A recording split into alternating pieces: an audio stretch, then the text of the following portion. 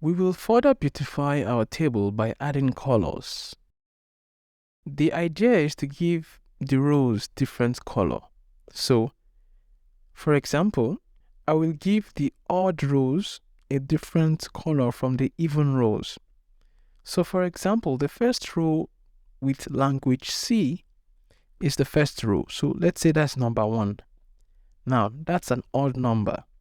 The next odd row is Python, which is number 3. So I'll give these odd rows a particular color, and then I'll give the even a different color.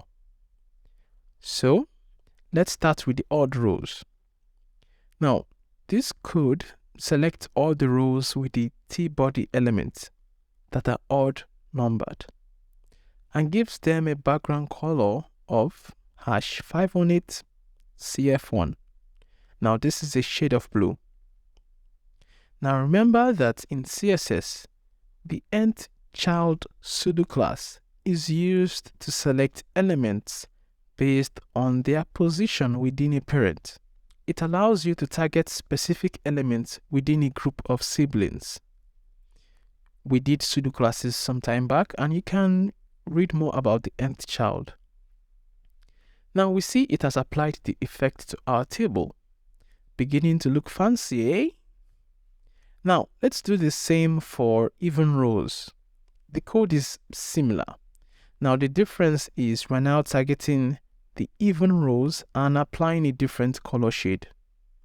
Now you see the effect, and the table is looking a little bit more finished.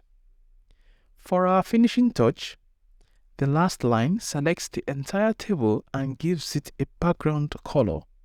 Now this is a shade of orange and an added alpha value of 0.5. Now this makes the background color a little bit transparent. Now we can see that the whole table looks more beautiful than the initial default table you saw some lessons back. Now that's the beauty of CSS. You have the structure, but now you make it more presentable.